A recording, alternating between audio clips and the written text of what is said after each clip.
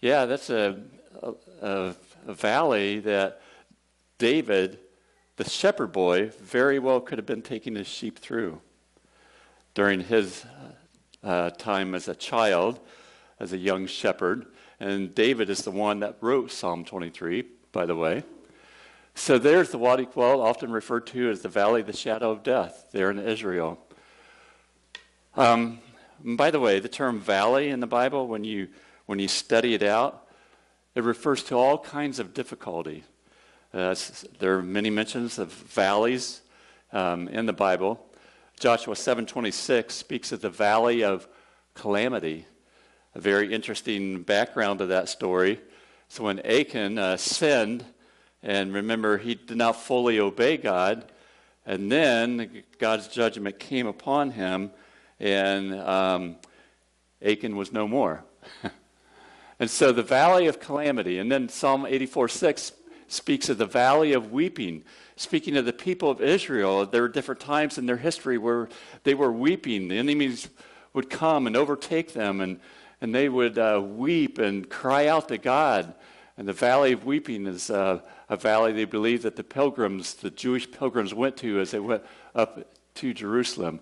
Hosea 2:15, the valley of trouble. You ever have trouble? Of course we do.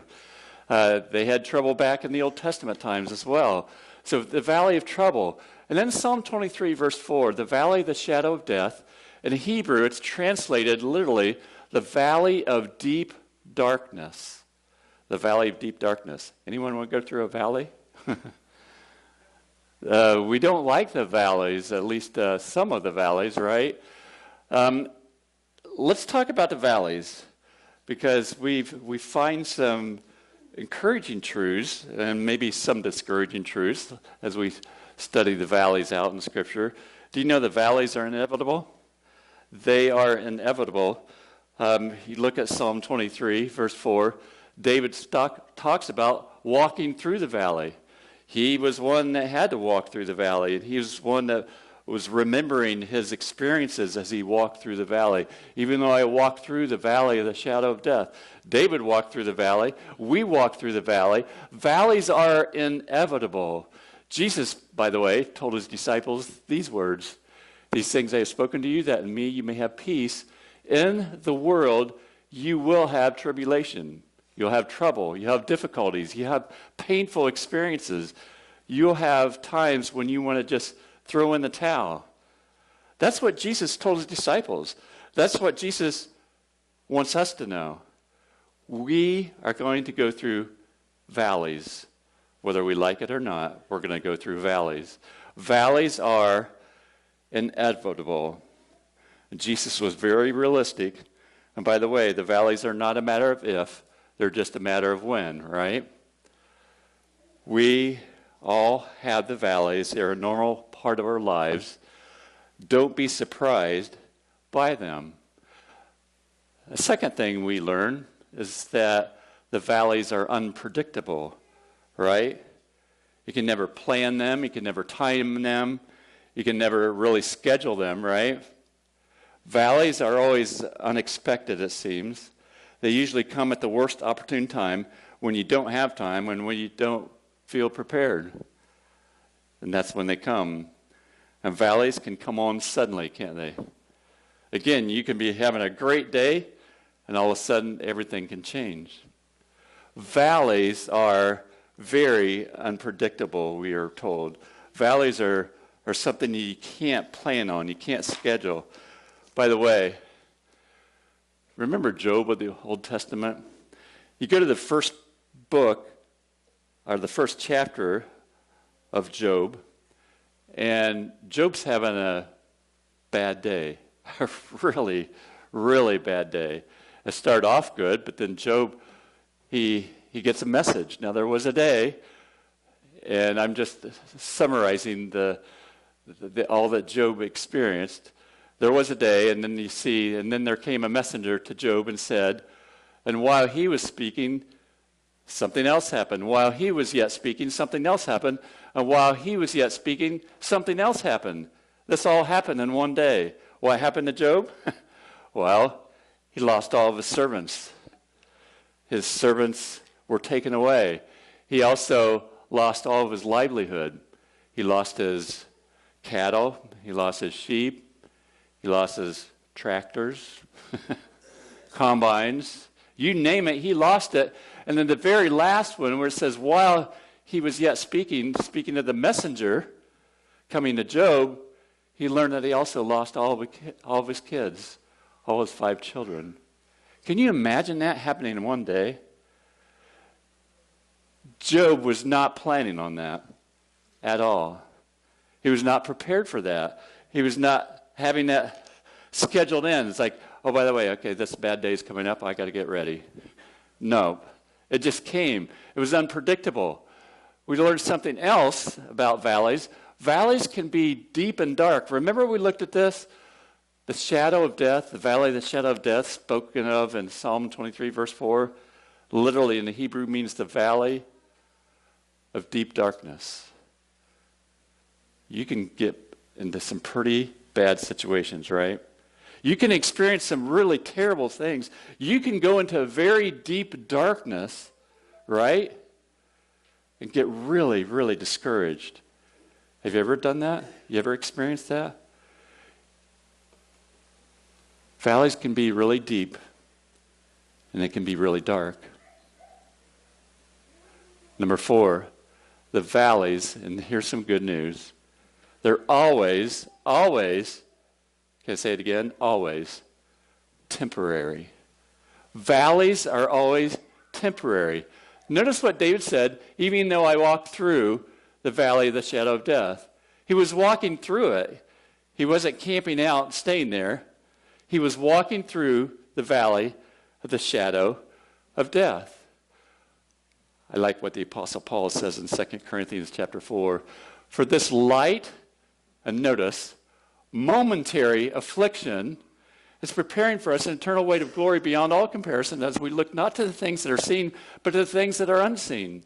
Now, Paul had his fair share of difficulties. He had his fair share of experiences that were discouraging, for sure.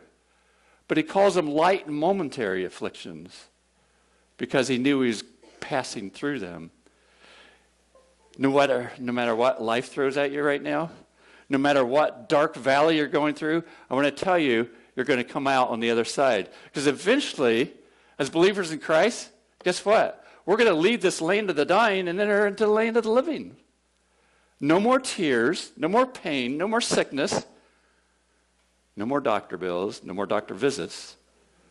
I had 2 doctor visits on Friday down at Indy. I am so much looking forward to no more doctor visits, no more doctors, no more insurance. Woo-hoo. The valleys are temporary. We need to understand that these valleys that we go through in this life are temporary. We will pass through them, and one day we'll be in heaven as believers in Christ and kiss all those difficulties goodbye. And that is good news. Number 5, the valleys have purpose to them because God brings purpose to them. All things work together for good to those who love him and called according to his purpose, right? The valleys are purposeful. James 1, 2-4 tells us this, count it all joy, my brothers, when you meet trials of various kinds, for you know that the testing of your faith produces steadfastness. Let steadfastness have its full effect, that you may be perfect and complete, lacking nothing. What are one of the things that valleys do for us? Deep, dark valleys, they can help us become more like Christ. They can develop perseverance and steadfastness in our lives. And boy, we can use that, right? So the valleys are purposeful. Well, what are some truths God has for us for getting through the valleys, looking up when the darkness surrounds us? Number 1, we need to know, and this is good news, that God will never harm you. Remember what Psalm 23 verse 4 says? Even though I walk through the valley of the shadow of death, David says, I will fear no evil. I will fear no evil. we are reminded that we do not have to fear any evil. God will never, never harm us. That's what David reminds us of. If God is our shepherd, if we allow Jesus to call us shots and direct our lives, then we have nothing to fear. Do you know that? Because God is a good God. He will not bring harm in our lives. God has reminded his people, Israel, I know the plans I have for you, declares the Lord, plans to prosper you, not to harm you, plans to give you a hope and a future. Now we can take the principles from that promise, although the promise was given directly to Israel. We can take the principles of that promise and apply it to our very own lives. God is one who wants to take care of us, to bring us a hope and a future. I know what you're probably thinking now. Wait a minute, Pastor. Didn't you just say that God has a plan for our lives as Christians, and that plan doesn't include harm? Then why does he bring us to the valleys? Why do we have valleys in our lives? Why does it happen? If he's a good God, if he's a loving God, why do difficult things happen?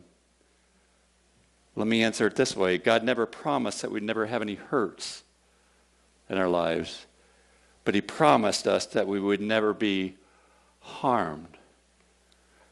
Maybe you heard the story of a doctor who had to do surgery on his young son. The boy, as you can imagine, was fearful of the whole procedure. Before surgery, the boy asked his father if he would hurt him. The wise father said, "Son, I may hurt you, but I will not harm you. You will feel pain after the surgery, but the surgery is going to get you well again." By the way, don't tap Ron on the back of his head because he is really sore. But that's getting him well again. It's draining the fluid off of his brain that needs to be drained off. I think Ron told me a teaspoon a day. Yeah. But you know, we can feel hurt and we can feel the pain, but God says, I'm not going to bring harm to you. That's not going to happen. So we know that we need not fear because of who God is. He's a God that will not harm us. Number two, know that God is always with you. Know that God is always with you. Psalm 23, again, verse 4, even though I walk through the valley of the shadow of death, I will fear no evil, for you are with me. For you are with me. God promises to be with us no matter what. I love this Psalm 139. I believe I just shared it this last Sunday briefly. Where shall I go from your spirit? Or where shall I flee from your presence? If I ascend to heaven, you're there. If I make my bed to Sheol, you're there. If I take the wings of the morning, if I dwell in the uttermost parts of the sea, even there your hand shall lead me, and your right hand shall hold me. Again, this is David writing this psalm. And we can make it personal, right? If I ascend to heaven, you're there. If I make my bed in Sheol, you're there. If I ascend to heaven, you're there. If I make my bed at Memorial Hospital in South Bend, Indiana, you're there. If I'm there at the doctor's office hearing the bad news, you're there. If I'm out on the road slipping and sliding away, you're there. You know, God promises to be with us no matter what. Aren't you thankful for his promise of his presence? Number three, know that God will protect you. Know that God will protect you. Even though I walk through the valley of the shadow of death, I will fear no evil, for you're with me. Your rod, David says, comforts me. It brings comfort. The shepherds all had a rod, and it was very useful. That's a little bit of a depiction of what a rod might look like, a shepherd's rod. Relatively short, heavy, club-like device. Notice that all the weight is on the end of it. It could be used as a baseball bat to beat off animals away from the sheep, or it could be used like a missile, throwing it as a projectile through the air. And shepherds got very good at that, by the way. David speaks of a time in his life and actually shares this with King Saul just before going out to battle Goliath. David said to Saul, "Your servant used to keep sheep for his father, and when there came a lion or a bear and took a lamb from the flock, I went after him and struck him." What did he strike him with? The rod, and delivered it out of his mouth. And if he arose against me, I caught him by a beard and struck him and killed him. David knew how to use the shepherd's rod. And such beautiful imagery that's going on, because it reminds us that God is protecting us, watching over us, keeping us from harm. I imagine if you thought back over your life, and Stephen mentioned it earlier this morning, think back over your life, the times that God was protecting you. There are times that you don't even know when he was protecting you. But God was there, watching over you, protecting you, keeping you safe. Number 4, we'll close with this one. Know that God will guide you. This is where the shepherd's hook comes into play. Even though I walk through the valley of the shadow of death, I will fear no evil, for you are with me. Your rod, I should have highlighted your staff, they comfort me. We all are familiar with the shepherd's staff. It's longer and thinner with a hook or a crook at one end. It was used to guide the sheep, sometimes used to pull the sheep back onto the right path. Take that hook, put it right around the sheep's head or the neck, and bring it back to where it needed to be. But the shepherd staff was used as a guide in so many ways. Psalm 78 reminds us that he, speaking of God, led his people, Israel, like sheep and guided them in the wilderness like a flock. And then we are reminded of another psalm, for you are my rock and my fortress. Aren't you thankful that God is a rock and a fortress? And for your name's sake, you lead me and guide me. God guides us. He leads us. We have someone that's involved in our lives, and his name is the Lord Almighty. Aren't you thankful? I want to close with a story of God's protection and guidance upon one of our missionaries. She wrote this a couple weeks back. Yesterday, speaking of hope, there in the picture, her husband is Sandro. Yesterday, the vice consul of the U.S. Embassy in Morocco emailed asking several questions. She asked whether we were in Kayes, if we still worked there. Now, Kayes is in Mali, okay, in the highlighted area. That's where they were serving. Hope emailed the vice consul back yesterday and answered all of her questions. Hope explained that we left, but that we still had a house and our car there. The vice consul replied, thanking us for the email and the information. She also said, I'm glad to hear that you evacuated Bamako after we sent out the security notice in late October. That was basically all she said. So we didn't think too much about it all. Just about 2 hours ago, when Hope wrote this, Hope received an email from the regional security officer at the U.S. Embassy in Mali. He was one of the other ones who received news of Sandro and Hope leaving Mali and going to Senegal. Here's what the regional security office wrote. Now, Senegal's just to the left of Mali. And here's what he said. Thank you for your email and the background details that you provided. I am pleased that the security notice from the embassy were able to assist in your contingency planning. To that effect, and as a part of the Department's state duty to warn mandate, I wanted to communicate the following information to you. The U.S. Embassy in Bamako received information that an unknown group may be planning to kidnap a person the group identified as a female U.S. citizen conducting missionary work with a church in Kayes, region of Mali. While the embassy cannot verify the credibility of this threat report, the embassy wanted to communicate this information to you for your awareness. Hope was the only female missionary serving in that area. Wow. They sensed it was time to get out. They heeded the warnings, and they got out. And I'll tell you that Hope is so grateful that she was spared from being kidnapped by some of the terrorists there in the area of Mali where they were serving previously. Isn't God a great God? Isn't He an awesome God? He's a God that promises to be our shepherd. You go over the New Testament, and Jesus talks about Him being our shepherd in John in chapter 10. I encourage you to read that chapter sometime here soon. I am so thankful for Psalm 23. So thankful that we have a God that watches over us, aren't you? We're going to close out the service now.